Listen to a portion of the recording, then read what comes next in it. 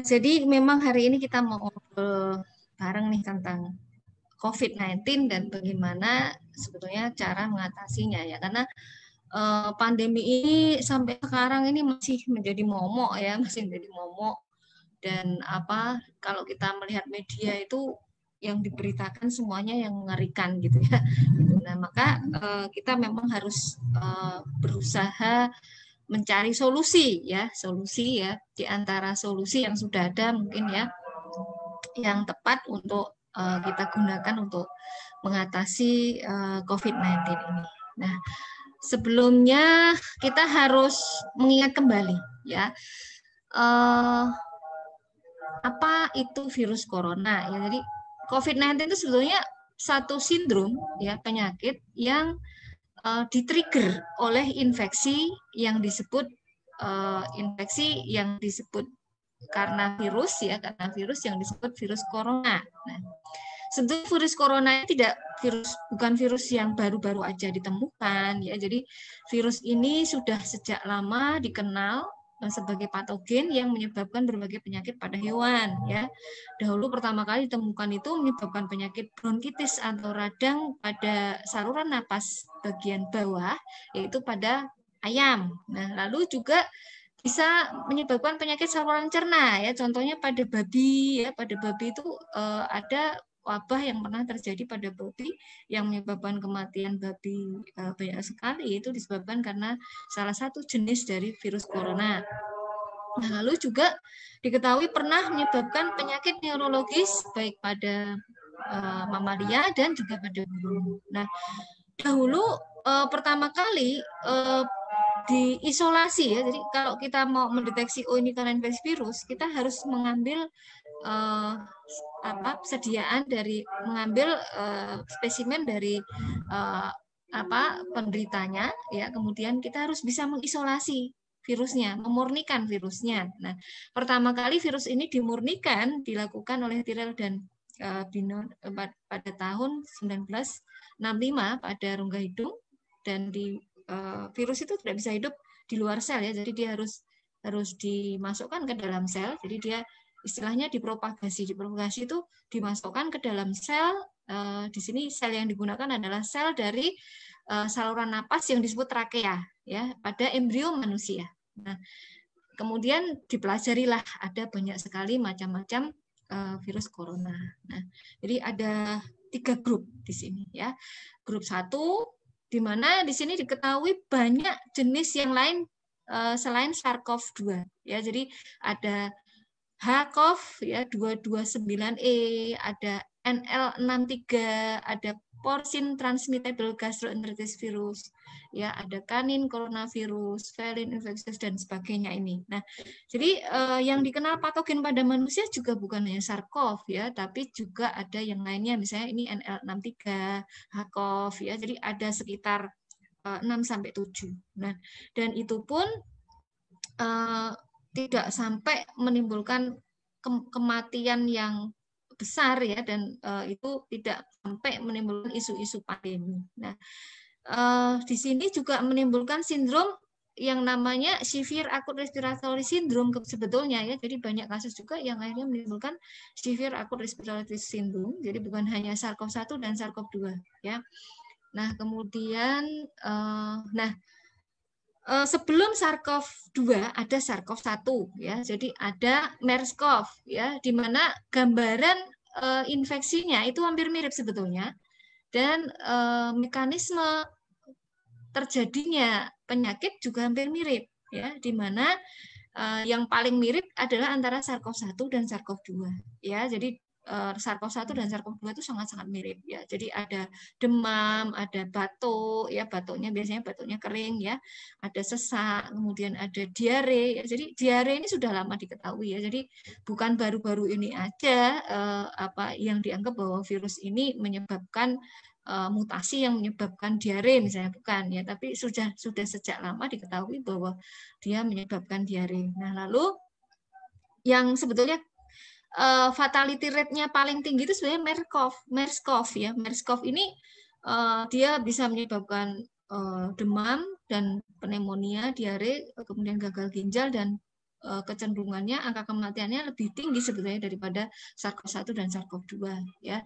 Nah, kita lihat di sini ternyata di sini melibatkan sistem imun ya. Jadi SARS-CoV-2 ini dan SARS-CoV-1 itu akan memicu respon imun yang diperantarai oleh yang namanya limfosit T. Nah, di mana limfosit T ini kita tahu di sini ada natural killer ya, natural killer juga. Jadi natural killer ini merupakan salah satu jenis limfosit T yang dia sebetulnya mempunyai karakteristik T helper 1 ya. Jadi dia bersifat non T non B. Jadi limfosit itu ada limfosit T, limfosit B gitu ya. Nah, NK cell ini termasuk yang non T non B ya, di mana merupakan salah satu sel yang berperan dalam pertahanan terhadap virus ya, terhadap virus, di mana NK cell ini dia akan mempunyai kemampuan membunuh virus yang sudah masuk ke dalam sel gitu ya. Kemudian kita lihat di sini juga ada peranan dari yang namanya sel T cytotoxic CD8 ya, kemudian makrofag ya, dan juga adanya peranan dari interleukin yang terutama dikeluarkan oleh T helper 17, di mana kalau ini berlebihan dia akan menyebabkan gejala-gejala seperti autoimun. Ya, maka jangan heran pada severe COVID, pada COVID yang berat, gejalanya seperti penyakit autoimun. Ya, tapi tidak semuanya sebetulnya. Jadi nanti kita lihat data epidemiologinya. Nah, jadi apa itu COVID-19? COVID-19 itu sebenarnya sindrom. Ya, sindrom itu artinya adalah kumpulan gejala dan tanda yang meliputi ya, jadi ada reaksi bersensitivitas. Reaksi bersensitivitas itu karena respon imun yang berlebihan ya. Jadi misalnya alergi, asma itu adalah reaksi bersensitivitas. Kemudian penyakit jantung rematik itu termasuk reaksi bersensitivitas ya. Kalau asma yang memicu adalah debu, kalau yang lainnya mungkin tungau ya, kemudian seperti penyakit jantung rematik itu yang memicu bakteri ya, Streptococcus beta hemolyticus tipe A. Nah, maka kalau COVID-19 yang memicu adalah virus SARS-CoV-2 gitu ya. Nah, lalu kumpulan gejala yang lain adalah gangguan metabolik ya, di mana dijumpai pada orang-orang yang menderita COVID-19 berat itu mengalami banyak gangguan metabolik ya, karena peredaran dari toksin yang bisa berasal dari tubuh manusia itu sendiri karena metabolit zat toksik yang tidak bisa dimetabolisme, atau juga dari bakteri patogen ya. Kemudian juga adanya disbiosis pada usus. Nah, ini temuan-temuan yang terkini menyebutkan bahwa banyak penderita yang meninggal karena COVID-19 itu ternyata mengalami apa yang disebut disbiosis ya, terutama karena kekurangan dari lactobacillus ya. Kemudian juga kekurangan dari beberapa bakteri ya yang lainnya ya. Dan juga kelebihan dari bakteri-bakteri patogen ya, misalnya Clostridium ya, bakteri-bakteri patogen misalnya seperti Corynebacterium. Jadi dari data otopsi ya, dari data otopsi dan juga dari data pengambilan sampel feses ya. Nah, adanya ketiga sindrom ini menimbulkan penyakit COVID-19 ya. Ada yang tidak mengalami sindrom ini, biasanya kalau terinfeksi dia akan tanpa gejala, dia sehat-sehat saja artinya ya. Jadi kalau orang itu respon imunnya baik, ya sistem imunnya seimbang, maka walaupun PCR-nya positif ya hasilnya, tapi dia sehat ya. Dan ini tidak akan menularkan pada orang lain ya. Nah, lalu orang yang menderita sakit akhirnya ya bisa tanpa gejala karena dia masih dalam fase akut ya, fase presimptom ya. Dan pada orang yang sistem imunnya baik ya, metabolisme baik, tidak mengalami disbiosis, bisa sembuh sendiri ya. Dan jumlah yang sembuh sendiri ini banyak ya. Lalu ada yang mengalami penyakit tapi derajat ringan atau sedang yang sembuh dengan bantuan pengobatan yang tepat, dan ada yang mengalami derajat berat yang akhirnya meninggal. Nah, yang derajat berat ini yang diketahui ternyata dia mempunyai ketiga gangguan ini ya. Nah, angka situasi COVID yang sempat saya ambil dari bulan apa ini ya, saya lupa ya, ini menunjukkan bahwa dari semua spesimen yang diperiksa yang positif itu berapa persen ini ya. Jadi masih lebih sedikit dibandingkan yang negatif ya. Kemudian yang kasus sembuh masih lebih banyak ya, 72,4% ya. Nah, kalau kita lakukan otopsi, apa yang terjadi sebetulnya? Nah, ternyata kerusakan pada paru-paru yang didapatkan pada orang yang meninggal karena COVID itu adalah karena paru-parunya dia mengalami kematian yang sangat-sangat parah. Ya, sel-selnya itu mengalami kematian atau yang disebut dengan nekrosis di sini. Ya, di mana di situ kalau kita lihat sebukan sel radangnya yang paling dominan itu adalah leukosit eosinofil, ya, makanya disebut peradangannya sebagai eosinofilik pneumonitis atau radang paru yang didominasi oleh sel-sel yang namanya eosinofil, yang ini menunjukkan bahwa reaksi pada paru itu sebetulnya bukan merupakan efek langsung dari virus, tapi merupakan respon dari imun penderita yang berlebihan. Ya, jadi dia merupakan reaksi dari sistem imun yang tidak normal dari seorang penderita COVID gitu ya. Jadi ini seperti orang yang asma ya. Orang asma itu kalau dilihat itu juga gambarannya ada eosinofilik pneumonitis, bukan pneumonitis ya, eosinofilik peradangan eosinofilik di mungkin di hidungnya atau di bronkus ya, karena kalau asma itu jarang sekali yang melibatkan ke paru-paru, kecuali kalau asmanya sangat parah ya. Biasanya kalau asma hanya terbatas pada saluran napas bawah ya. Nah, kalau pada eosinofilik pneumonitis ya itu terjadi radang pada paru-parunya, pada parenkim paru, dan ini juga bisa muncul pada orang-orang yang mengalami sensitivitas terhadap virus lain ya.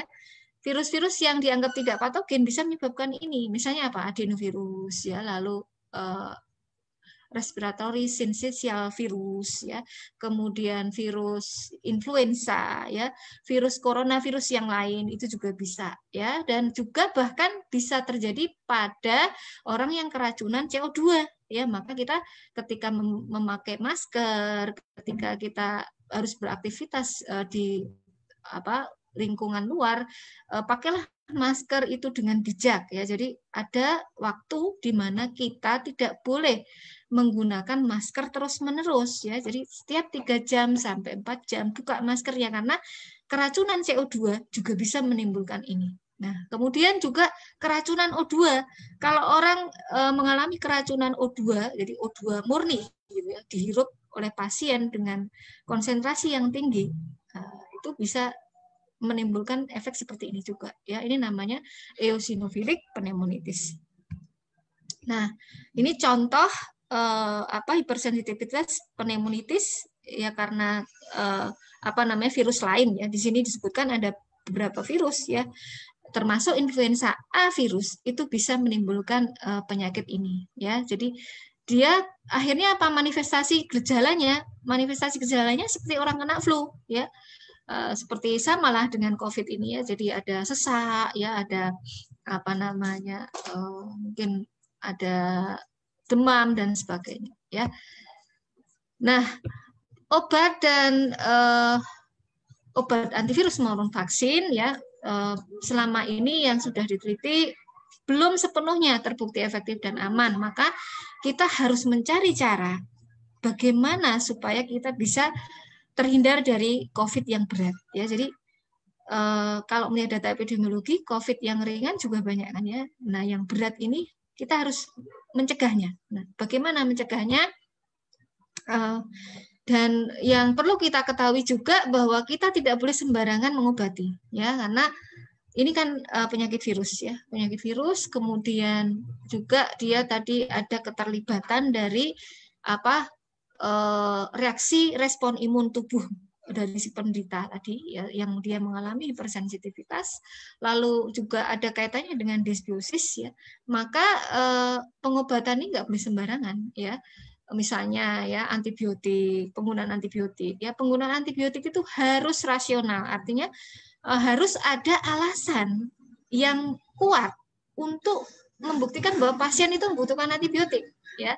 Karena kalau dalam penelitian-penelitian yang terakhir, justru orang yang terkena COVID itu jarang sekali yang diberi antibiotik kalau belum terbukti ada infeksi sekunder dari bakteri. Jadi harus ada bukti-bukti ilmiah laborat yang menunjukkan bahwa memang pasien ini mengalami infeksi bakteri, ya, karena yang terjadi di sini kan sebetulnya bukan infeksi bakteri tapi infeksi karena virus, ya, yang dimana virus ini memicu respon imun yang berlebihan pada orang tersebut. Nah, apa yang ditakutkan kalau misalnya kita memberikan antibiotik yang tidak rasional akan memperparah derajat dari disbiosis ususnya. Padahal orang-orang yang meninggal karena COVID diketahui bahwa terjadi disbiosis usus yang berat, ya.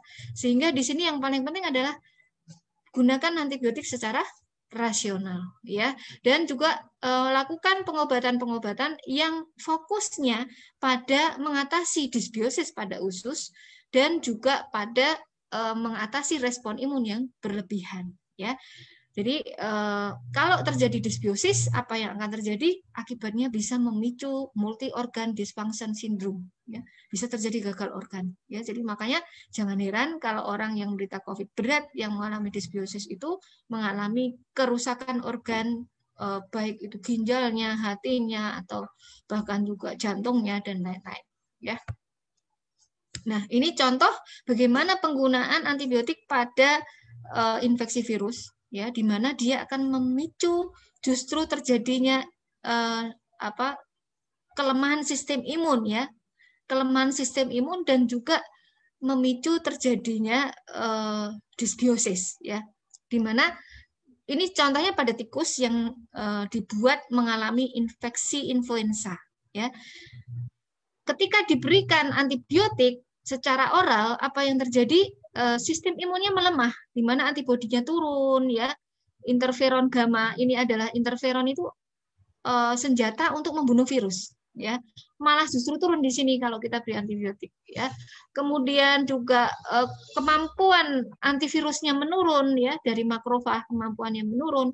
Migrasi itu jalan kemampuan berjalannya sel, ya, dari sel yang disebut dendritic cell ini menurun, ya.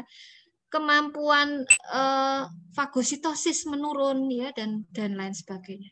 Nah, ini juga disebabkan karena terjadinya tadi disbiosis karena pemberian antibiotik, ya.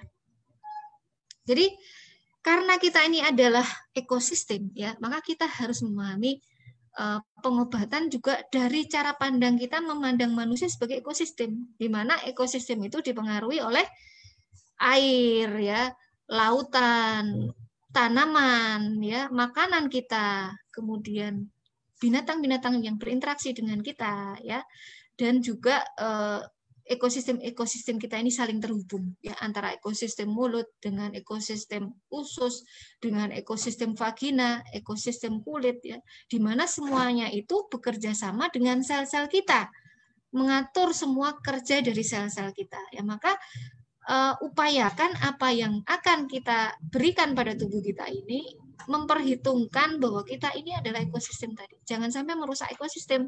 Jangan sampai kita ingin membasmi satu virus, tapi justru membasmi bakteri-bakteri yang menghuni ekosistem kita, ya, menghuni ibaratnya hutan, ya. Kita mau membunuh satu singa, kita maunya karena ada satu singa membunuh manusia, kita pengennya membunuh seluruh singa di hutan, ya. Padahal akibatnya kalau seluruh singa mati, bagaimana? Rusak akan berkembang biak sehingga tanaman-tanaman mungkin akan habis, kan gitu. Jadi terjadi kerusakan ekosistem begitu, ya. Maka jangan sampai karena kita takut pada satu virus kita lupa, ya, bahwa kulit kita ini ekosistem. Ketika kita takut virus, apa yang akan kita lakukan biasanya? Kita mencuci tangan dengan sangat sering, menggunakan antiseptik yang tidak ramah lingkungan, misalnya tidak ramah dengan bakteri baik kita. Ya, akibatnya justru kita membunuh semua bakteri baik dalam tubuh kita kalau seperti itu, ya. Maka pertimbangan ini harus sangat kita perhatikan, ya. Nah, kita tahu di sini kita pun punya ekosistem virus, ya. dalam saluran napas kita. Bahkan di situ ada virus-virus yang dianggap berbahaya bagi tubuh kita. Ya, ada yang namanya Epstein-Barr virus, di mana dia menyebabkan kanker. Ya, di mulut dan di nasofaring ada coronavirus juga, ada respiratory syncytial virus, adenovirus, influenza A virus, yang semuanya ini patogen. Lalu kenapa kalau itu ada dalam tubuh kita tidak sakit, gitu ya kan? Padahal di situ ada, ya. Lalu juga skin di kulit. Di kulit kita ada yang namanya papilomavirus, di mana papilomavirus itu menyebabkan apa? Kutil, ya. Poliomavirus, di mana dia menyebabkan tumor pada kulit. Kenapa orang punya itu tapi tidak sakit, sedangkan ada orang yang sakit karena virus itu, begitu ya. Sama dengan di usus kita. Di usus kita tuh banyak virusnya. Bahkan di DNA tubuh kita, DNA sel kita, ya, di mana ada virus yang diturunkan dari nenek moyang kita. Nah, maka kita itu kalau mendengar virus itu jangan takut dulu, gitu ya. Virus itu ada dalam tubuh kita. Nah, mengapa kita tidak sakit? Karena ekosistem kita seimbang, karena sistem tubuh kita seimbang. Nah, ketika ada berita tentang virus bermutasi A, B, C, D dan sebagainya, nggak usah takut dulu, ya. Virus itu memang dia kerjanya bermutasi, terpapar sedikit dia akan bermutasi dengan terpapar sinar matahari, radiasi pengion maupun non pengion, gelombang elektromagnetik, ya, terpapar dengan zat mutagenik itu, dia bisa bermutasi, ya. Tapi sistem imun kita, ekosistem kita, kalau tubuhnya terjaga, ekosistemnya terjaga, sistem imun kita terjaga, kita nggak perlu takut, gitu ya, gitu. Nah, kita harus mengingat bahwa semua ekosistem yang terbesar itu ada pada usus kita. Tadi sudah terbukti ya pada orang yang diotopsi itu, yang rata-rata terjadi adalah terjadi gangguan pada ekosistem ususnya, di mana mereka kehilangan lactobacillus dan kehilangan bakteri-bakteri baik yang lain seperti bifidobacterium, ya, bakteri intinya, ya. Kemudian juga bakteri-bakteri patogen yang berlebihan, misalnya Corynebacterium, Clostridium, gitu ya. Maka semua penyakit itu sebetulnya sumbernya adalah pada ekosistem kita sendiri, ya, pada usus kita. Nah, ada banyak faktor predisposisi yang harus kita ingat, bahwa di sini dari faktor internal kita sendiri, ya, umur itu sangat mempengaruhi, ya. Semakin tua seseorang, ekosistem pada ususnya akan semakin menurun, ya, diversitasnya, ya. Maka kalau kita semakin tua, kita harus banyak mengkonsumsi makanan yang bisa meningkatkan diversitas ekosistem usus kita. Nah, lalu genetik, ya, ada orang yang dia itu tidak bisa memproduksi antimikroba alami dalam tubuh kita, yang mengakibatkan akhirnya diversitas ekosistem pada ususnya terganggu, ya. Lalu stres, maka kita nggak boleh stres, ya, karena stres itu menurunkan diversitas ekosistem kita, ya. Nah, lalu makanan dari apa yang kita makan, ya, dari luar, ya, misalnya makanan yang kaya serat, makanan yang kurang daging, ya, kurang apa namanya, kurang serat, ya, misalnya terlalu banyak protein atau lemak, ya, tinggi daging, ya, itu akan menimbulkan masalah pada diversitas usus kita. Nah, demikian juga apa yang kita konsumsi seperti probiotik, antibiotik, ya, kemudian lifestyle, ya, dan juga lingkungan, ya. Lingkungan yang terlalu steril juga nggak baik, ya. Maka gunakanlah antiseptik, kemudian gunakanlah pestisida itu secukupnya lah. Kalau perlu gunakan yang ini yang bersifat alami, ya, menggunakan repelan dari essential oil yang tidak menyebabkan ekosistem kita rusak, ya. Kemudian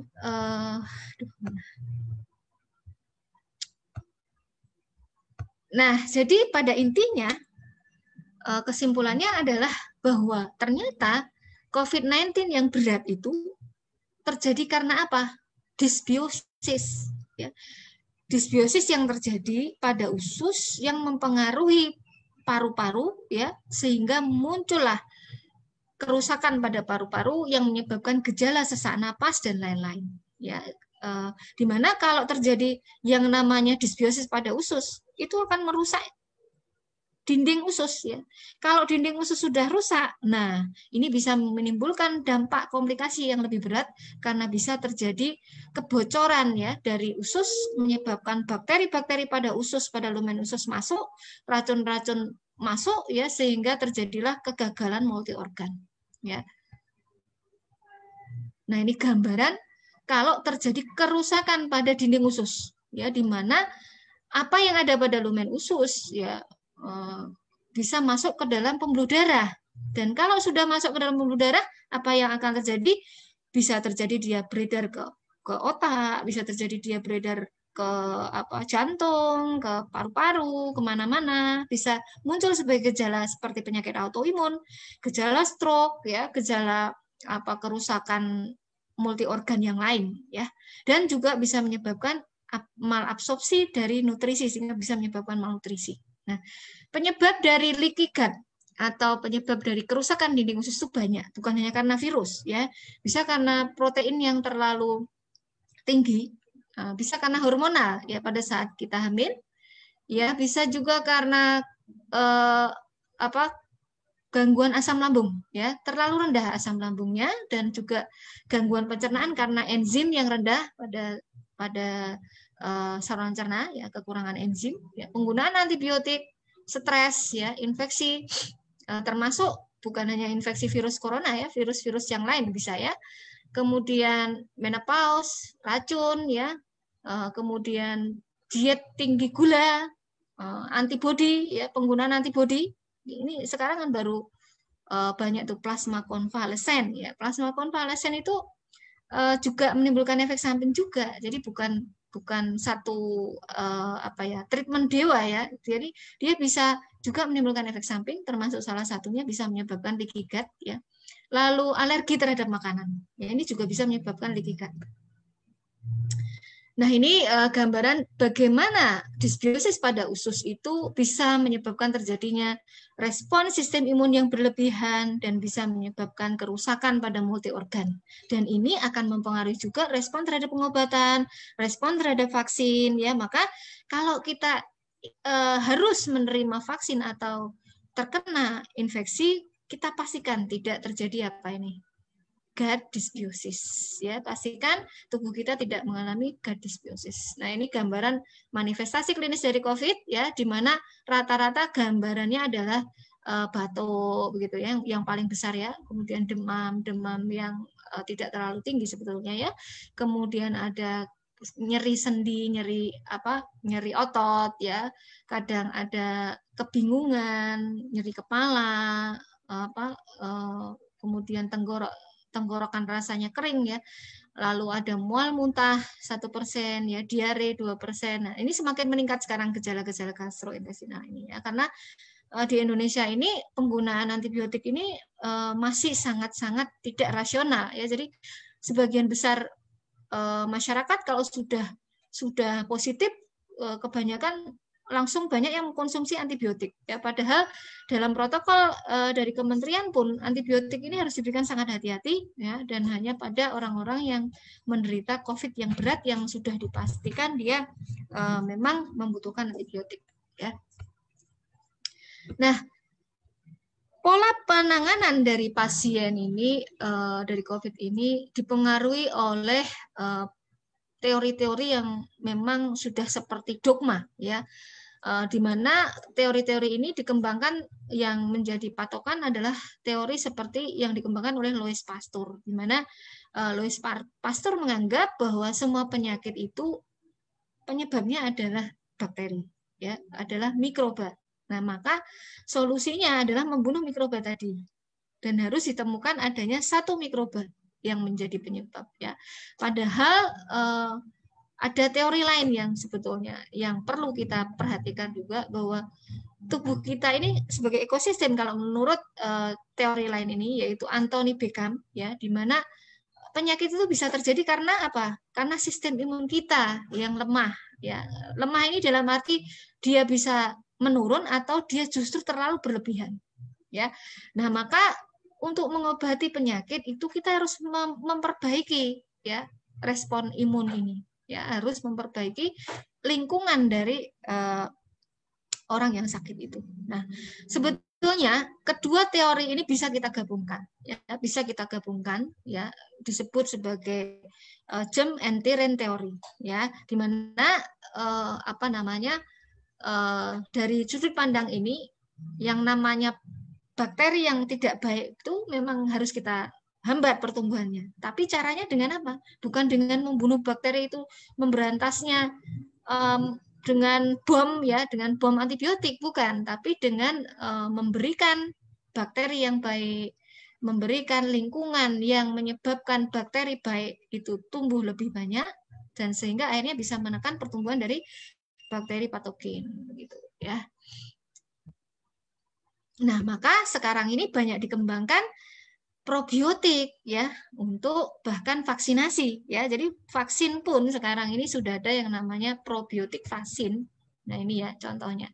Dan ini dianggap vaksin yang paling ideal, ya, karena dia tidak perlu menggunakan metode pendinginan, ya. Kemudian dia cenderung solid, ya. Solid itu biasanya stabil, ya, dan bisa diberikan tanpa injeksi. Jadi bisa diberikan melalui hidung, disemprot, ya, bisa ditetes, ya, atau bisa diminum atau dimakan.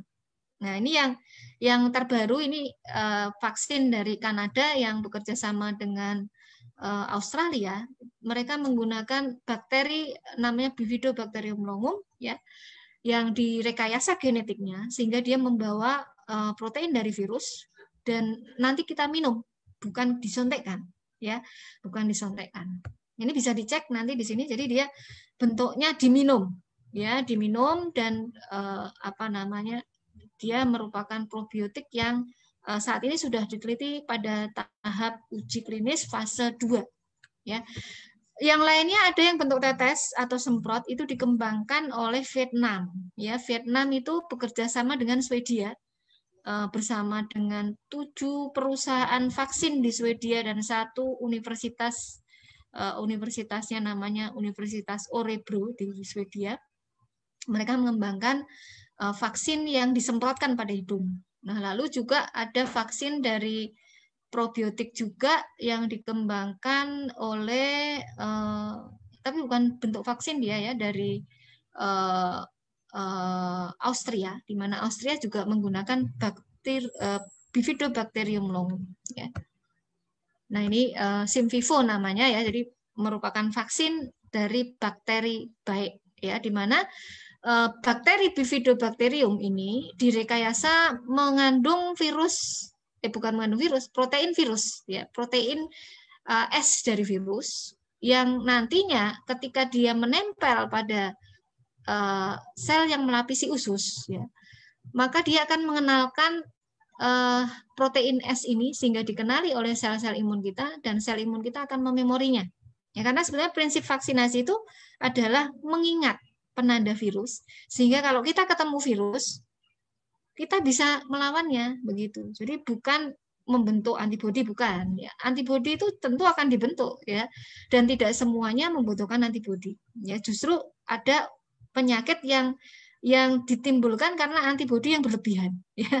Maka jangan terlalu mengandalkan antibodi, karena sebetulnya untuk virus justru respon yang pertama adalah dengan menggunakan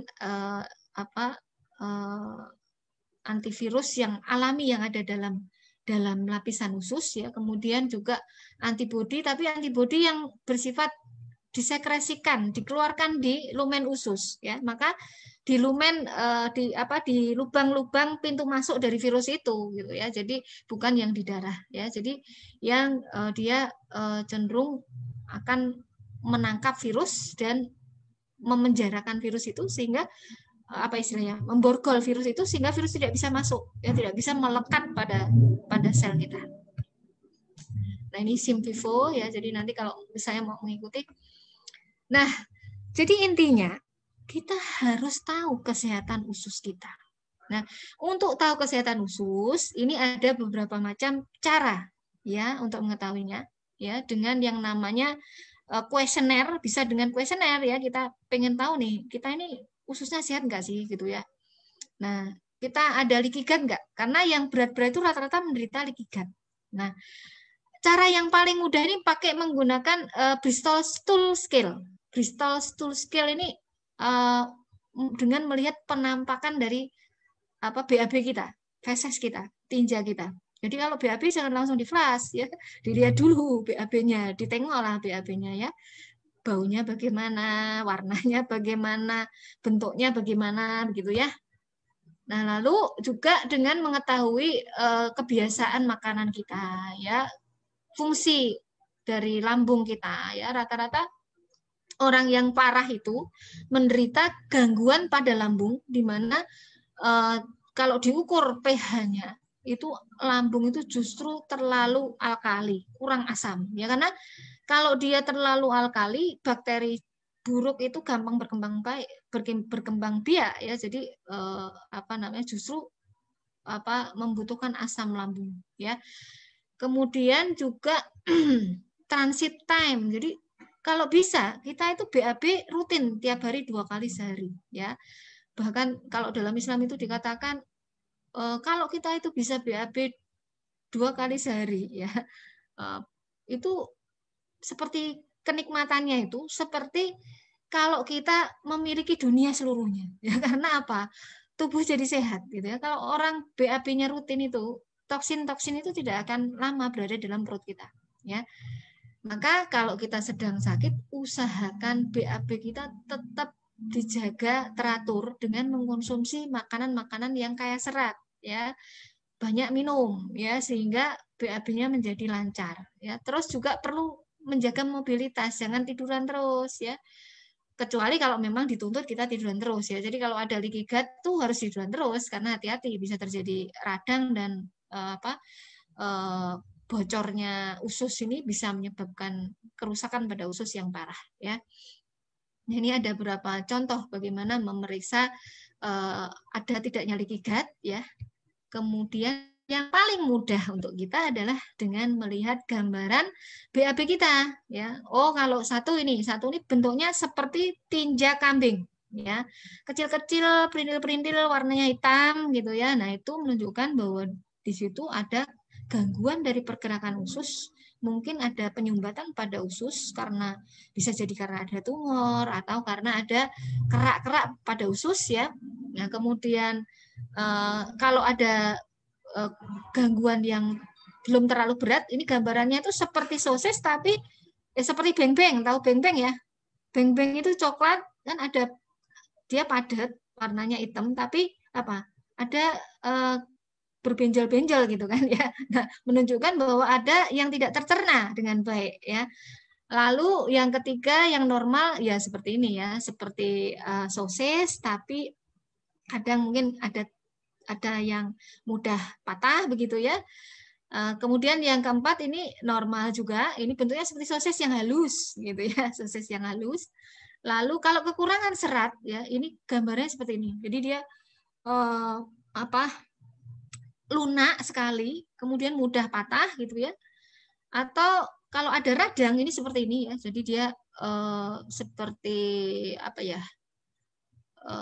dia membentuk pecahan-pecahan yang tidak ini ya, tidak seragam begitu ya. Nah, kalau sampai cair, nah itu juga menunjukkan ada peradangan juga ya. Nah, ini menunjukkan bahwa di situ ada disbiosis ya. Nah, kalau mau akurat, ya ini kita bisa meriksa dengan pemeriksaan feses, pemeriksaan urin ya, atau juga pemeriksaan nafas ya. Nah, lalu pendekatan-pendekatan alamiah yang bisa kita gunakan untuk mengatasi COVID ya, dengan makanan yang sehat, dengan prebiotik, probiotik, simbiotik, vitamin ya, terutama vitamin A, vitamin C, vitamin D ya, mineral seperti magnesium. Nah, magnesium ini ada gandeng rentengnya dengan vitamin D ya. Kalau magnesium rendah, vitamin D pasti rendah. Dan rata-rata penderita COVID berat itu vitamin D-nya rendah. Ya, maka perbanyak makan makanan yang kaya vitamin D. Ya, misalnya salmon itu kaya vitamin D ya, kemudian apalagi ya, minyak ikan ya, apokat ya, telur. Nah, kemudian magnesium. Magnesium ini mineral yang banyak juga bisa kita jumpai pada kacang-kacangan ya, kacang almond, pada apokat ya, kemudian pada biji-bijian ya. Demikian juga zinc dan selenium ya. Nah, ini bagaimana kalau kita makan kurang serat, kemudian kurang probiotik. Nah, ini akibatnya ya. Lalu nah, ini akibatnya kalau terjadi leaky gut seperti ini. Bisa timbul yang namanya penyakit trombosis ya, karena gumpalan-gumpalan darah yang dia beredar ke seluruh tubuh, akhirnya yang muncul apa? Penyakit stroke, penyakit jantung ya. Penyakit-penyakit karena apa? Adanya penyumbatan pembuluh darah. Nah, makanya jangan heran otopsi di Italia atau di beberapa tempat yang lain menunjukkan bahwa orang-orang yang meninggal karena COVID itu banyak gumpalan-gumpalan darah besar di dalam pembuluh darahnya ya. Nah, ini beberapa contoh makanan yang mempengaruhi kesehatan ya. Kemudian nah, prebiotik, probiotik dan simbiotik pendekatannya untuk COVID itu sudah banyak ya. Jadi sudah banyak diteliti juga. Walaupun hasilnya kan masih menunggu, sama halnya penelitian obat dan vaksin, kita juga masih menunggu semuanya ya. Nah, ada beberapa pendekatan sebenarnya bukan hanya probiotik, prebiotik ya. Ada yang namanya paraprobiotik atau postbiotik. Paraprobiotik itu contoh gampangnya apa? Tempe. Ya. Tempe itu paraprobiotik ya, karena tempe seringnya kita makan dalam bentuk apa?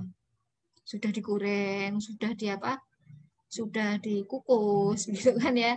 Nah, dan isinya adalah bakteri yang sudah mati gitu ya, bakteri sudah mati. Jadi kalau probiotik itu bakteri yang hidup, prebiotik itu serat makanan yang dibutuhkan oleh bakteri baik untuk hidup gitu ya. Postbiotik itu metabolit dari bakteri baik ya, metabolit dari bakteri baik. Nah, ini gambaran probiotik untuk COVID ya, yang sudah diteliti di sini salah satunya adalah Lactobacillus ya, Lactobacillus terutama Lactobacillus plantarum ya. Diketahui dia punya protein metabolit yang disebut plantasirin, di mana kalau kita lakukan modeling dengan teknologi bioinformatika ya, itu ditunjukkan bahwa plantasirin itu dia mampu memblok pintu masuk dari virus sehingga virusnya nggak bisa masuk ya, itu ya. Kemudian dia bisa menghambat enzim ACE ya, sehingga tidak terjadi peradangan ya, tidak terjadi komplikasi-komplikasi dari COVID-19 yang berat ya. Kemudian ini gambaran bagaimana pada orang yang mengalami pneumonia ketika diberi probiotik apa yang terjadi di sini ya. Pada orang yang mengalami pneumonia dia akan mengalami kerusakan paru-paru ya, di mana di sini kita tahu di sini juga ada bakteri baiknya di sini ya. Pada orang yang mengalami pneumonia bakteri baik di paru berkurang. Nah, dan sistem imun pada paru-paru akan melemah. Nah, pada saat dia diberi probiotik, maka terjadi restorasi dari bakteri yang baik, kemudian sistem imunnya meningkat, dan terjadi regenerasi dari sel. Ya. Nah, ini contoh penelitian-penelitian yang dilakukan, yang sudah didaftarkan. Ya. Nah, ini contoh bakteri dan dosisnya. Nah, ini contohnya yang sudah diteliti adalah penggunaan Lactobacillus casei.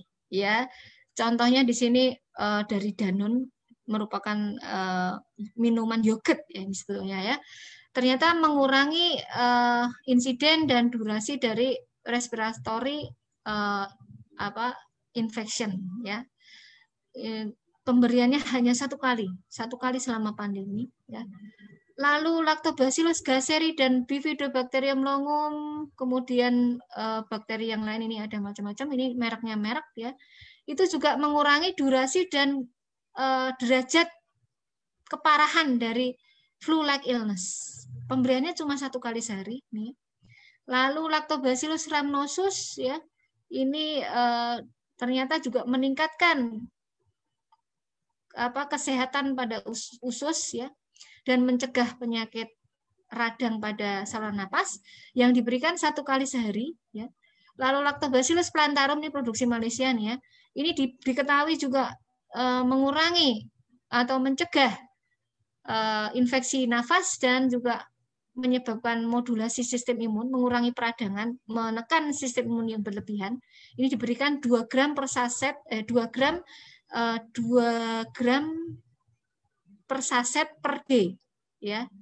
Setiap hari 1 kali ini, tapi 2 gram, ya. Lalu ada Bifidobacterium breve Yakult dan Lactobacillus casei ini mengurangi insiden dan mengurangi insiden dan pneumonia yang terkait dengan penggunaan ventilator. Ya, penggunaan ventilator itu juga punya efek samping. Ya. Jadi dia bisa meningkatkan infeksi juga. Nah, itu pemberiannya 1 kali sehari. Lalu Bifidobacterium longum yang diproduksi oleh Morinaga ini ya meningkatkan sistem imun, mencegah infeksi influenza. Pemberiannya juga cuma 1 kali selama pandemi ya. Setiap hari 1 kali. Lalu ada jenis lain ini kombinasi dari lebih banyak ini ya. Jadi ada inulin, ada bakterinya macam-macam di sini. Ada Leconostoc. Leconostoc itu bakteri yang banyak pada kimchi, pada fermented food ya. Sauerkraut ya namanya ya. Fermentasi kubis itu ya.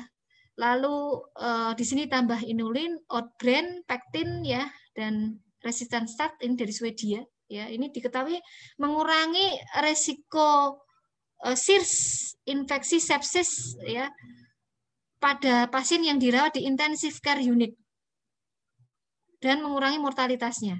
Nah, ini malah penelitiannya sudah pada COVID-19 di Swedia.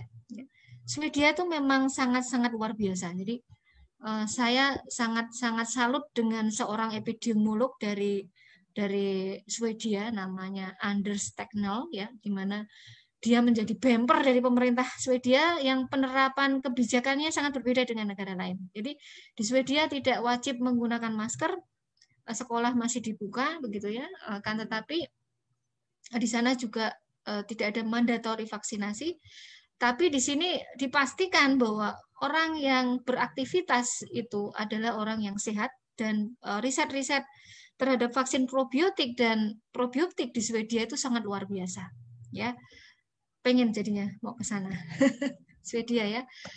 Nah, ini penggunaan probiotik untuk coronavirus ya. Nah, ini contoh pendapat-pendapat para ahli tentang Bifidobacterium untuk coronavirus ya.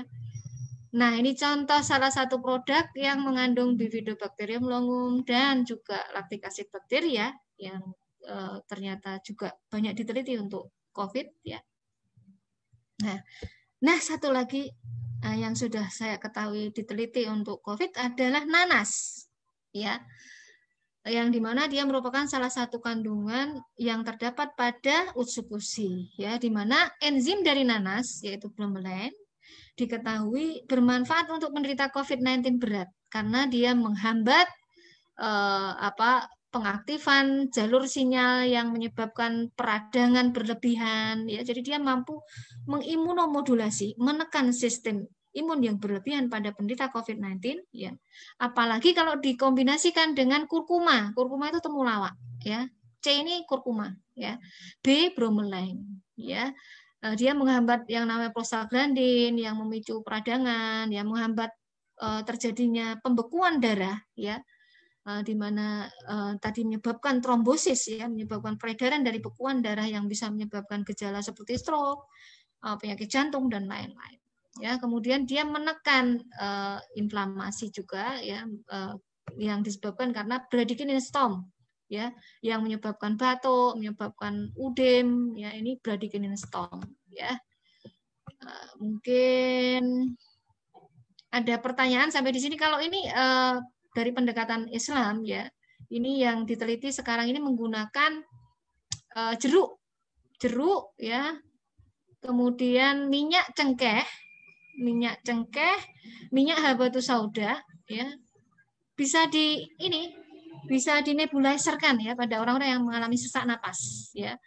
Jadi ada kombinasi dari chamomile, minyak cengkeh, kemudian minyak habatus sauda. Ini sudah dilakukan di Madinah ya. Ini jeruk ya. Jeruk itu sangat melegenda ya, jeruk itu makanya kalau masa pandemi itu banyak sedia jeruk. Saya aja kalau beli jeruk itu 1 bulan tuh bisa sekitar 2 kental ya untuk membuat jus jeruk yang murni dari jeruk ya. Nah itu Columbus dulu untuk mengatasi wabah flu Spanyol ya itu dia menggunakan jeruk ya, makanya ketika berlayar itu akhirnya jalur pelayaran Columbus itu menyebabkan jeruk di jalur pelayaran Columbus ini sama ininya spesiesnya ya, karena Columbus ketika berlayar membawa jeruk tadi ya. Ini bagaimana kita mencegah COVID ya. Contohnya di sini kalau kita menggunakan masker ditetesi aja dengan essential oil yang punya sifat antivirus ya. Essential oil yang punya sifat antivirus contohnya apa? Ada yang sudah diteliti misalnya dari minyak kayu putih ya, minyak kayu putih atau tadi citrun dari lemon, cari minyak essential oil dari lemon ya. Kemudian makan makanan yang bersifat imunomodulator, mengandung polifenol ya, yang bisa meningkatkan sistem imun dan menekan sistem imun yang berlebihan ya. Penggunaan essential oil untuk mensterilkan ruangan ya. Jadi essential oil untuk menggantikan antiseptik yang tidak ramah terhadap lingkungan dan juga terhadap bakteri baik ya. Kemudian menggunakan disinfektan yang ramah lingkungan ya, menggunakan disinfektan yang ramah lingkungan. Nah, ini beberapa contoh makanan lain ya, misalnya di sini bawang putih. Jadi kalau masak perbanyaklah bumbu bawang putih ya. Kemudian jahe ya, ginseng ini juga bagus, banyak makan sup-sup ginseng gitu ya, daun ginseng untuk lalap gitu. Saya nanam daun ginseng Jawa itu juga untuk lalap ya. Lalu minyak kayu putih ya, tea tree itu juga bagus ya. Kemudian ini saya kurang familiar ini ya, ini dari Cina ya. Nah di Cina sendiri mereka menggunakan herbal juga ya, dan mereka menelitinya dikombinasi dengan penanganan yang ada di rumah sakit ya. Jadi dalam lingkungan rumah sakit diterapkan ya, dan juga dalam handbook yang ditulis oleh beberapa penulis ahli dari Zhenjiang University ya, yang menangani pandemi di Wuhan ya, itu mereka menganjurkan microecology intervention ya, mengatasi gut microflora dysbiosis dengan diet yang seimbang dan penggunaan probiotik ya. Ini ya, intestinal dysbiosis and probiotik. Dan di Jepang sendiri juga begitu ya. Jadi banyak sekali ilmuwan yang sudah menganjurkan probiotik untuk mengatasi COVID ya. Nah, ini beberapa contoh herbal yang digunakan di Cina ya. Nah, ini contoh bagaimana herbal itu bisa mempengaruhi ekosistem pada usus kita ya. Nah, yang seperti saya lakukan di Indonesia di rumah sakit tempat saya bekerja, saya menggunakan juga bakteri ya untuk penelitian ya. Contohnya yang saya gunakan adalah Lactobacillus, Streptococcus thermophilus ya, dikombinasikan dengan madu, propolis, kemudian ekstrak dari tumbuhan ya. Ya. Mungkin ada pertanyaan sampai di sini?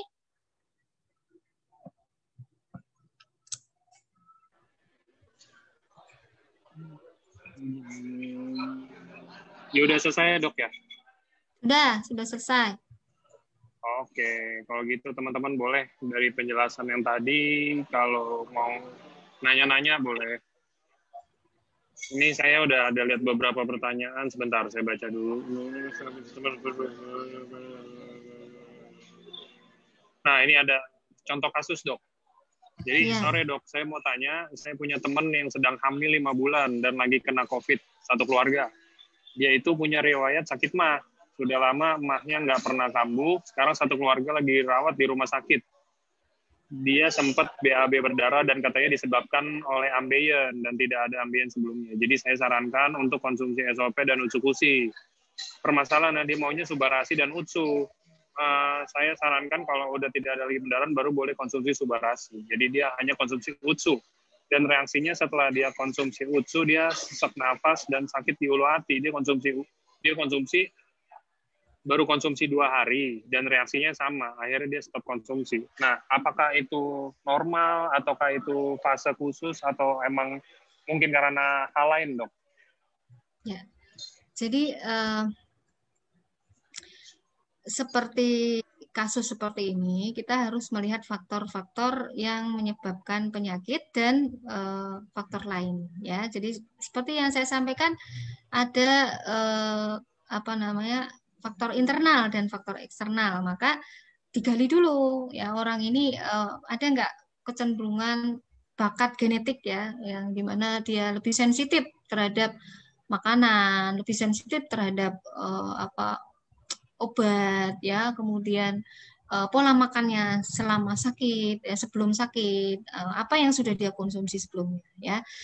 Jadi kalau melihat ini terjadi disbiosis yang berat pada orang ini, ya, pada satu keluarga biasanya budaya makannya kan sama, ya, rata-rata kalau satu keluarga kena itu yang menjadi masalah adalah habit yang sama, pola makan yang sama, dan yang saya ketahui semuanya mendapatkan antibiotik, ya, karena yang saya temukan di lapangan, ya, karena saya melakukan penelitian, ya, kalau orang itu sudah positif, nah, nanti dari puskesmas itu dia akan memberi obat sangat banyak, ya, di mana isinya ada antivirus, ada antibiotik, ya, padahal menurut protokol yang ada dari Kementerian Kesehatan yang terbaru, ya, pengobatan seperti ini tidak rasional, karena pengobatan ini harus dalam pengawasan dokter, ya, karena efek samping dari antivirus dan antibiotik ini diketahui berat, ya, dan justru gejalanya menyerupai COVID, ya. Nah, harus dicari dia konsumsi apa saja, ya, obat itu, ya.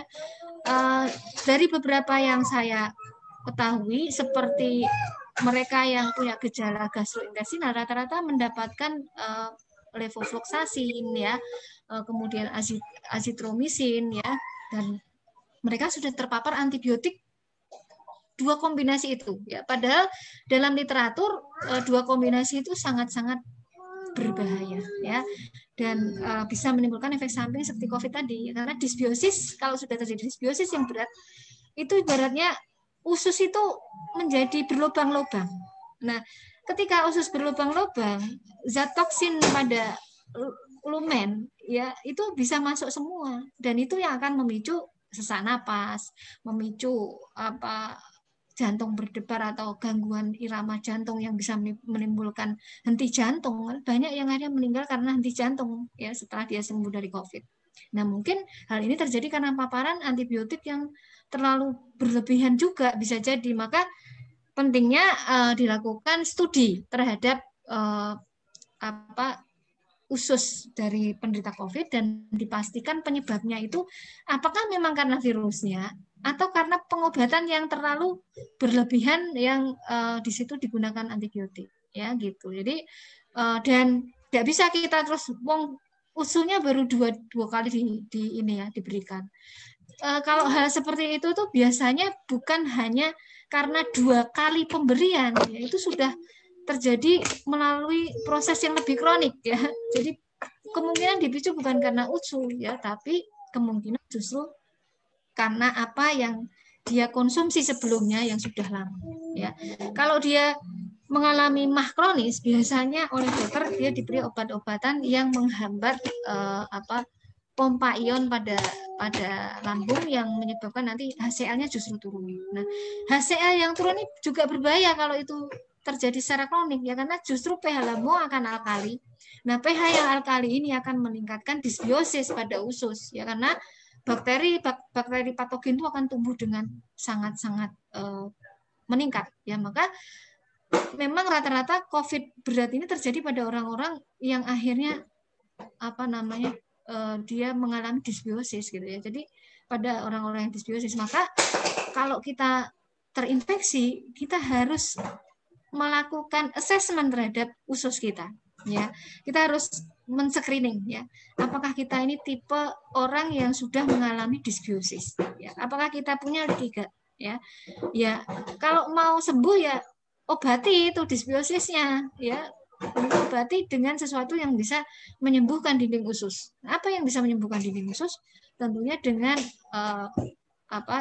sesuatu yang mengurangi peradangan pada usus, meningkatkan kepadatan dari dinding usus dengan kolagen, ya, dengan kolagen, dengan yang mengandung kolagen, ya, dengan zat-zat yang bisa menekan peradangan seperti nanas tadi, ya, dengan kiwi dan sebagainya. Jadi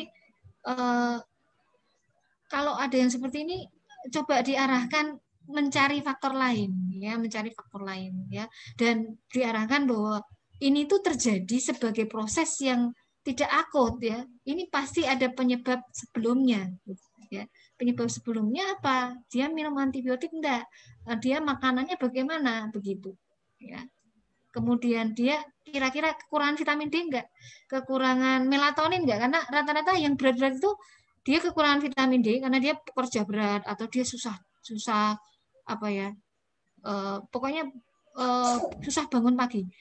Orang yang rata-rata tidur terlalu larut dan susah bangun pagi. Nah, karena dia tidak terpapar sinar matahari, kemudian melatoninnya rendah karena dia tidur terlalu larut. Gitu ya. Jadi banyak faktor lain yang terus terjadi, ya. Tidak bisa kita mengatakan, oh ini karena dia minum usukusi, ya.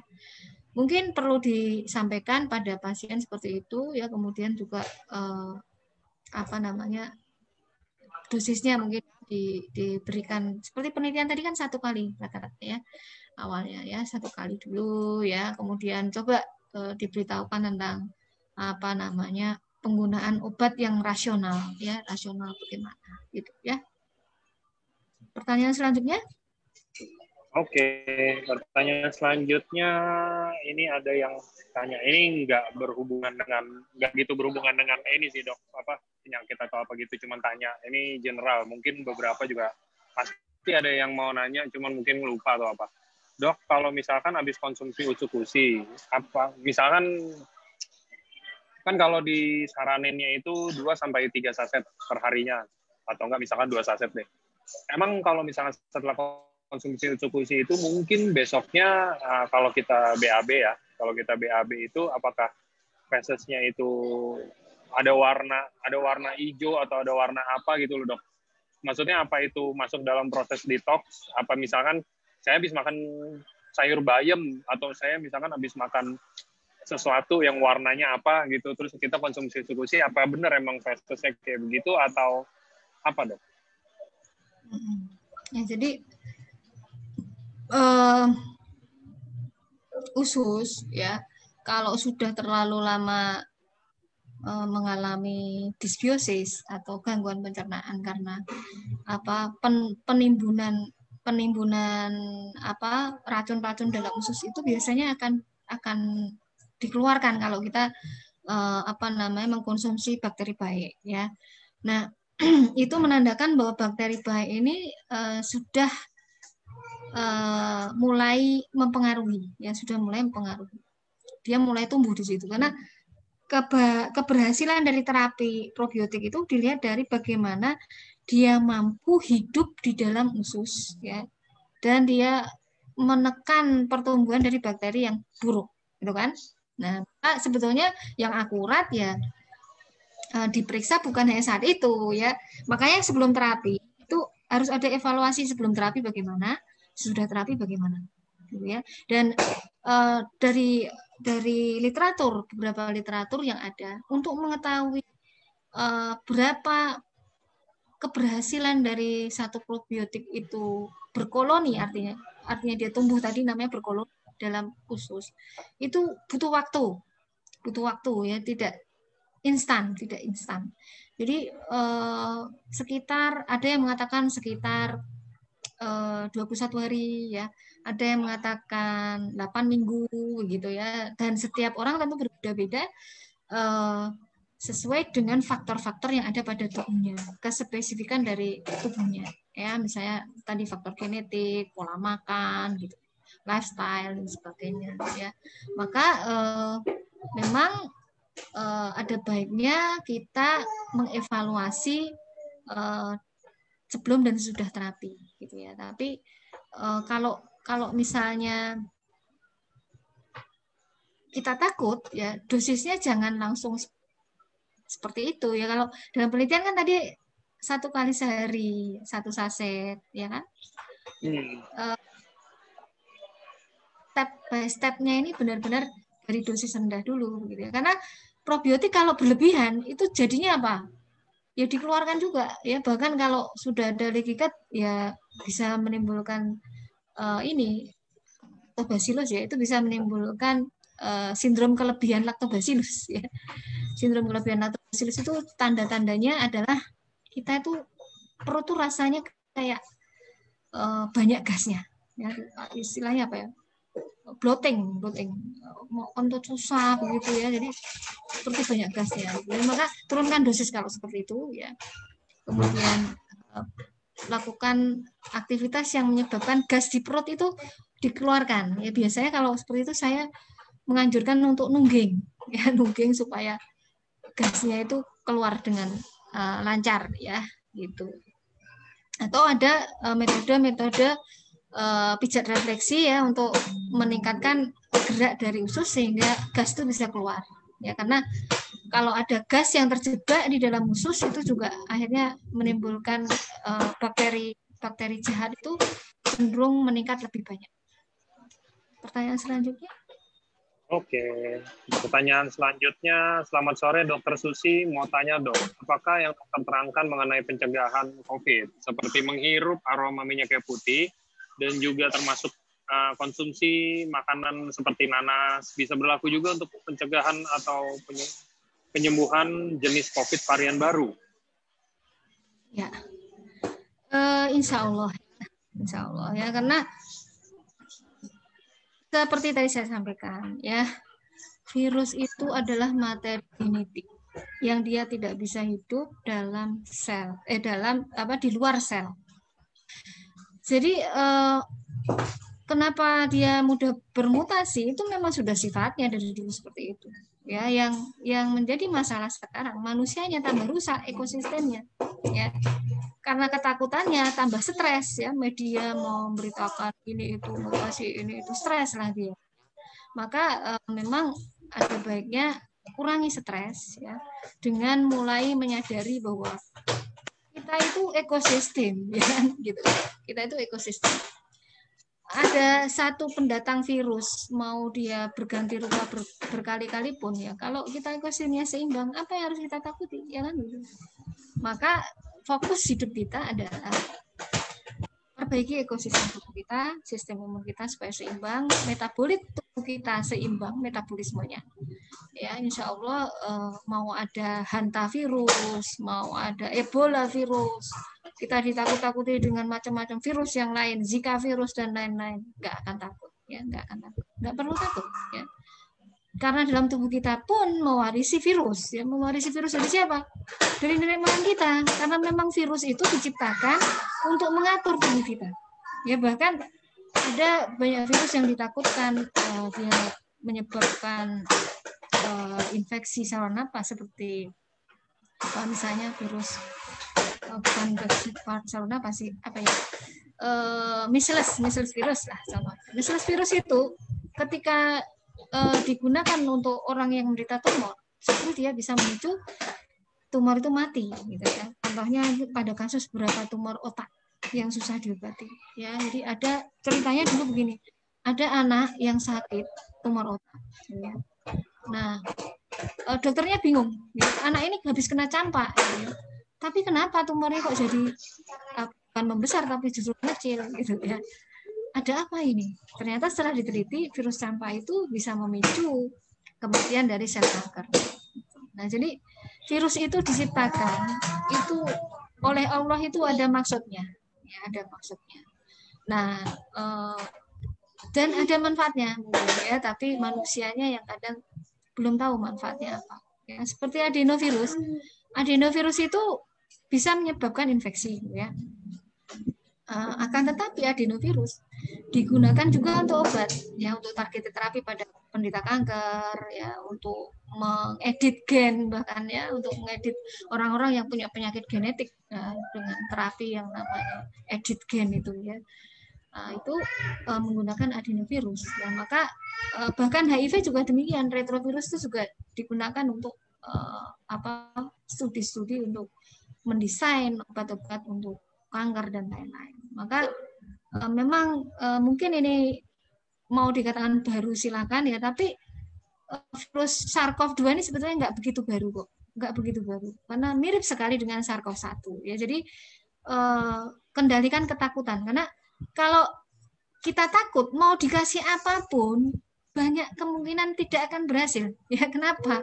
Ketakutan itu membunuh natural killer kita ya. Natural killer itu sel yang sangat sensitif ya, seperti usus ya, usus diteliti meningkatkan natural killer ya. Tapi kalau kita stres, mau dikasih usus box 1 kali minum ya nggak akan bisa bermanfaat kalau kita stres ya. Maka jangan sampai kita merasa takut dengan sesuatu yang sebetulnya ya, kalau sistem imun kita seimbang, ekosistem kita baik, itu akan menimbulkan masalah ya. Oke,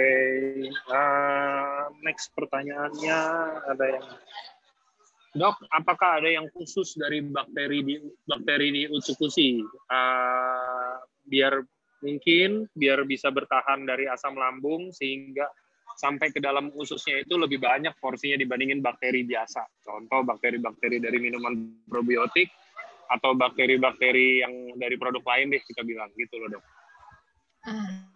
Ya. Jadi yang khusus ini yang menarik Bifidobacterium longum ya.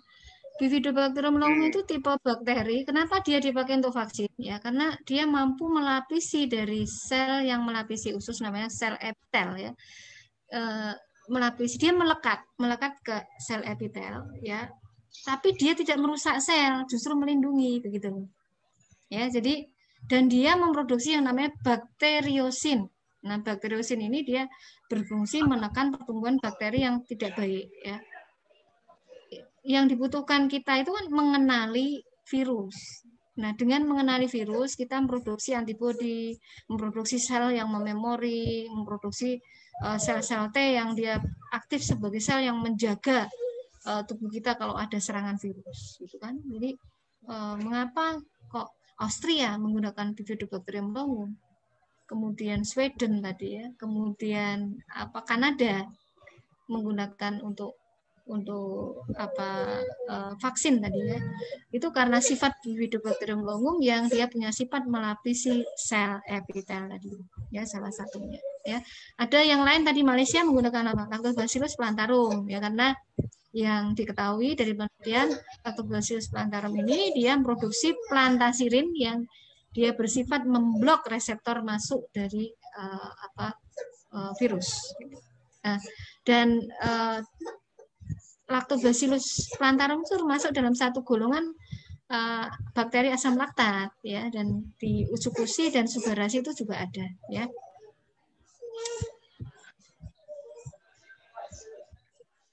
Mimi ya.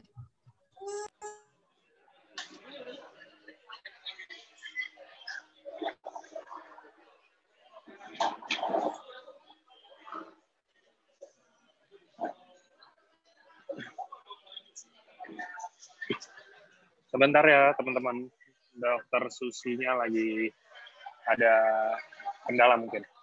Jadi balik lagi ke yang tadi, banyak kan pertanyaan dan tadi udah dijelasin beberapa sama Dokter Susi kalau nanas ada Bifidobacterium longum itu yang tadi itu teman-teman udah tahu dong itu ada di mana. Nah, itulah alasannya kenapa, bukan karena gini loh, bukan kalau perusahaan-perusahaan lain, saya sadar karena saya riset juga ya, kan saya bagian untuk yang buat promosi segala macam. Kalau yang perusahaan-perusahaan lain tuh lebih ke arah gini loh, oke, kita udah mulai perusahaan dari 2018, which is belum ada COVID lagi itu, terus tiba-tiba ada COVID muncul, terus kita ternyata produk A, B, C, D, E, ini bagus loh buat COVID loh, ini bisa loh untuk membantu COVID segala macam gitu tanpa dasar yang jelas. Nah kalau ini mungkin bisa ngebuka pikiran, hati, dan mata batin dari teman-teman juga semua kalau produk kita ini kan bukan karena aji mumpung aja, oh ini ada COVID nih, udah deh kita sambungin sama COVID, kan nggak kayak begitu. Kita bikin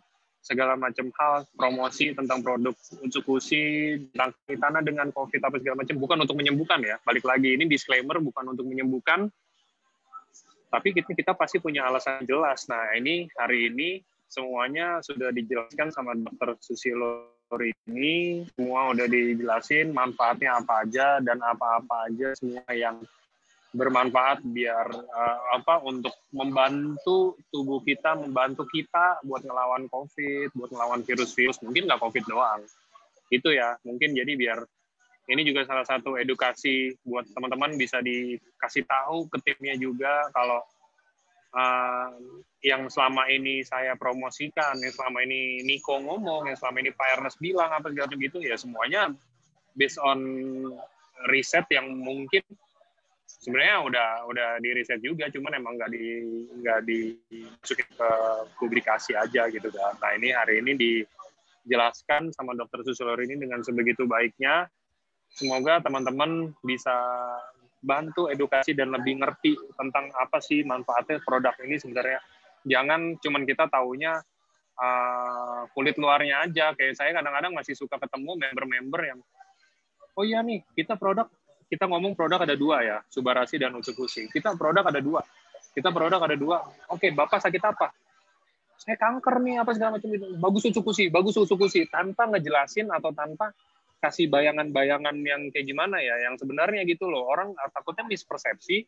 Dari sini sebenarnya kita nggak bermaksud untuk overclaim, cuman kita menggiring opini orang untuk jadi mikir kita kalau kita overclaim kayak, oh saya kanker disuruhnya Utsukushi, oh berarti ini Utsukushi bisa ngobatin kanker. Oh nggak kayak begitu, maksudnya kita harus jelasin rada dalam juga, kita harus kasih gambaran juga seenggaknya, walaupun kita nggak ada pendidikan sebagai seorang dokter atau kita bukan ahli kesehatan, cuman tetap kan namanya edukasi perlu ya, apalagi ini kita bisnis jaringan, kita bisnis sama orang, bukan sama meja, bukan sama tembok, bukan sama apa, kita bisnis sama orang, dan orang itu pasti punya akal pikiran, punya hati, punya apa segala macam gitu, yang kita juga tetap harus jaga itu, dan kita harus jelasin juga kan, gitu sih.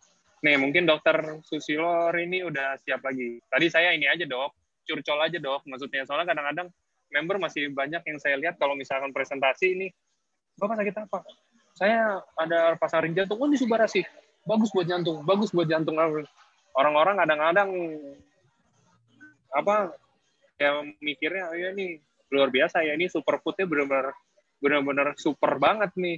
Saya kanker, dibilangnya mungkin nggak bilang, cuman saya kanker kayaknya bisa sembuh pakai Utsukushi. Oh saya jantung pasang ring 8, oh bisa lepas semuanya nih. Nggak kayak begitu kan maksudnya ya. Ini kan kita kan superfood itu kita ngebantu, kita ini dibilang suplemen, bukan suplemen juga, cuman kayak kita makan sehari-hari. Kalau misalkan kita udah konsumsi Subarashi sama Utsukushi, tapi kita setiap hari makannya, sorry to say, tapi kita makannya nasi padang, gulai, sate kambing guling, McDonald, KFC setiap hari, tanpa makan buah, tanpa makan sayur juga, cuman konsumsi Utsukushi sama Subarashi juga.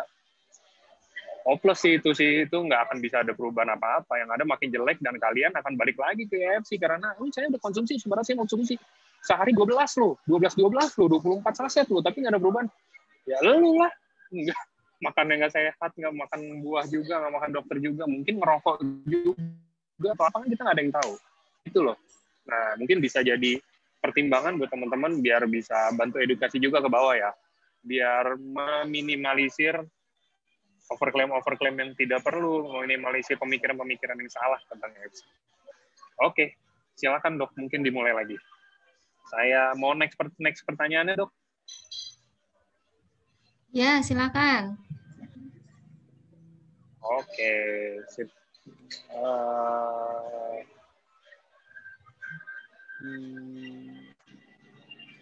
Nah, ini ada pertanyaan bagus juga. Dok, mau tanya, saya penderita kanker payudara, stadium 3, 1 tahun lalu udah kemo 6 kali dan sinar 25 kali. Bulan kemarin saya muntah darah.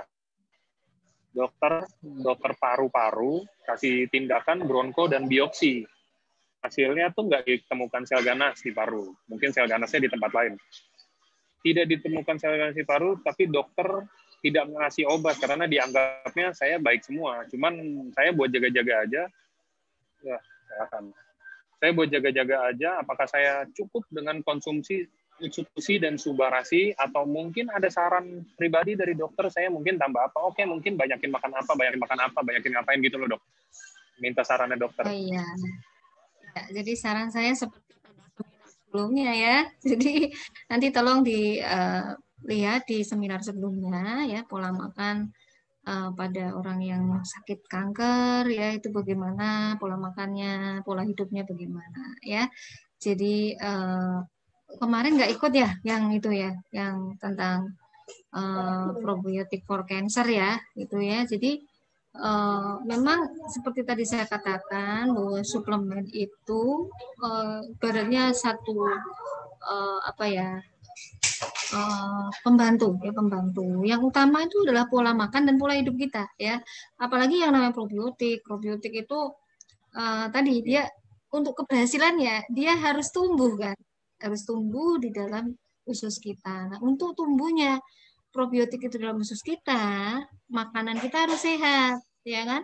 Gitu. Maka sekali lagi nanti tolong diperhatikan pola makannya harus yang meningkatkan bakteri baik tadi ya, kayak dengan serat ya. Serat tadi seperti yang formula yang dari Swedia, dia menggunakan serat yang disebut inulin ya, kemudian ada oat ya, itu ya. Jadi banyak serat makanan yang bisa meningkatkan bakteri baik ya, termasuk misalnya kurma, apalagi kurma ajwa ya, itu dalam penelitian selama 21 hari itu bisa meningkatkan bakteri baik. Dan selain itu banyak konsumsi makanan yang kaya antosianin. Antosianin itu semua makanan yang mengandung warna-warna ungu ya. Sebenarnya dalam usus ada kan ya anggur ya, kemudian blueberry ya, ubi ungu, kemudian telang, bunga telang, tahu enggak bunga telang? Nah, bikin teh telang gitu ya. Kemudian beras hitam, nah itu. Jadi makannya kalau mau makan beras, cari beras-beras yang berserat ya, berwarna ya, contohnya beras hitam. Dan yang organik ya, yang mengandung pestisida. Karena pestisida itu dia bersifat hormonal disruption ya, dia merusak keseimbangan hormon ya. Dan satu lagi kosmetik ya, kosmetik diingat-ingat, cari yang tidak mengandung paraben ya, karena paraben itu meningkatkan estrogen pada tubuh kita. Kalau kanker ini jenisnya sensitif estrogen, nah maka bisa memicu perkembangan kanker ya. Maka kalau mau cantik, cari kosmetik atau skincare yang bebas paraben ya. Mungkin itu sudah menjawab ya. Ada lagi pertanyaannya? Oke.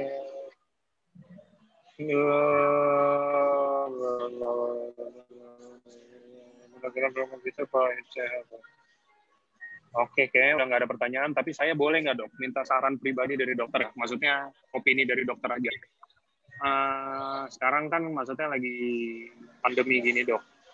Mungkin boleh nggak saran dokter Susilorini aja mengenai tentang produk KFC selain mungkin gini deh, saran secara keseluruhan ya dok. Contoh, ada nggak sih kayak pesan-pesan dokter selama pandemi ini harus kita banyakin ngapain? Entah itu mungkin dokter bisa bilang, oh ya tolong banyakin berjemur kena matahari, atau misalkan konsumsi air putih lebih banyak, istirahat, apa yang kayak gitu-gitu. Dan mungkin kalau untuk orang normal, maksudnya yang hanya ingin menjaga aja, jadi jangan sampai kena COVID, mungkin ada nggak saran kayak konsumsi berapa sih untuk subarasi atau cukusi, atau harus pakai apa gitu loh dok? Ya, tadi untuk pencegahan di penelitian-penelitian yang sebelumnya tadi ya, dengan beberapa macam bakteri ya, itu ada yang dia bentuknya serbuk, ada yang bentuknya kapsul, ada yang bentuknya minuman fermented fermented food ya. Shirotakase Yakult itu kan biasanya berbasis susu gitu ya. Nah, itu seperti Suba itu kan yogurt ya, yogurt. Nah, itu 1 kali sehari ya, 1 kali sehari. Nah, kemudian aktivitas di luar ruangan itu harus lebih banyak ya. Kemudian kalau memungkinkan untuk meningkatkan diversitas mikrobiota ya jalan-jalan ke mana kalau mau jalan-jalan ke tempat-tempat yang ekosistemnya masih baik ya, ke gunung, ke lingkungan yang belum tercemar lah gitu ya. Kemudian kalau mau misalnya sekolah juga begitu, jadi upayakan sekolah misalnya di ruangan yang terbuka, yang sirkulasi udaranya baik ya, atau banyak tatap muka di lingkungan yang alam yang ekosistemnya masih baik ya. Kemudian pola makan hampir samalah dengan penjelasan saya yang untuk kanker ya. Jadi banyak makan makanan yang fresh ya, tidak dimasak terlalu lama ya, meningkatkan bakteri baik ya, buah-buahan, sayur-sayuran ya, buah-buah dan sayur yang berwarna-warni itu sebenarnya kaya dengan zat-zat aktif yang dia bermanfaat untuk tubuh ya. Kemudian tadi jeruk ya kan, jeruk, jambu merah itu sudah diteliti juga ya oleh para peneliti ya, penggunaan rempah-rempah Indonesia kan kayak rempah-rempah ya, bumbu-bumbu dapur ya. Jadi usahakan makan itu ya real food gitu ya, jangan yang junk food ya, bumbu juga yang real bumbu, bukan yang bumbu instan begitu ya. Jadi memang tadi usus kita ini loh ya, usus kita ini yang harus kita jaga sekali ya, karena dari situ pintu masuknya sebetulnya terutama ya, karena sekali usus kita bocor gitu ya, nah itu bisa jadi banyak sekali penyakit ya, bisa 1000 wajah penyakit ya, bukan hanya berkaitan dengan coronavirus ya, jadi kita alergi makanan aja itu juga bisa meningkatkan risiko terjadinya leaky gut yang menimbulkan efek multi organ dysfunction tadi ya. Kemudian penggunaan antibiotik harus rasional. Jadi kalau kita terima obat dari dokter, kritis lah ya, kritis lah. Apa kira-kira dosisnya seberapa dan apakah memang diperlukan, kapan diperlukan, kemudian ada efek samping atau tidak, bagaimana tanda dan gejala dari efek samping itu, bagaimana mengatasinya kalau terjadi efek samping, itu harus kita tanyakan gitu ya. Jadi dan lebih baiknya sebetulnya penggunaan antibiotik untuk kasus COVID misalnya ya, kita merujuk pada protokol kesehatan yang ada yang dikeluarkan oleh kementerian yang terbaru terutama ya. Jadi kan sudah banyak dilakukan revisi itu ya, dan memang kita harus mengupdate ilmu kita sehingga kita tahu perkembangan penelitian terkini tentang COVID, sehingga kita tidak mudah larut dalam ketakutan dan kita tidak mudah begitu saja mengadopsi pengobatan-pengobatan yang belum tentu cocok ya untuk kita ya. Maka sekali lagi perlunya kita terbuka dengan informasi-informasi baru yang mungkin berbeda dengan mainstream ya, tapi itu merupakan salah satu pertimbangan dalam kita menerima informasi yang harus kita benar-benar pertimbangkan gitu ya. Oke, nah mungkin sekian teman-teman. Thank you udah nemenin hari ini. Thank you juga buat Dokter Susi hari ini udah sharing begitu banyak hal yang sangat bermanfaat kalau buat saya, karena saya juga jadi tahu hal-hal baru ya perihal seputaran COVID gitu kan.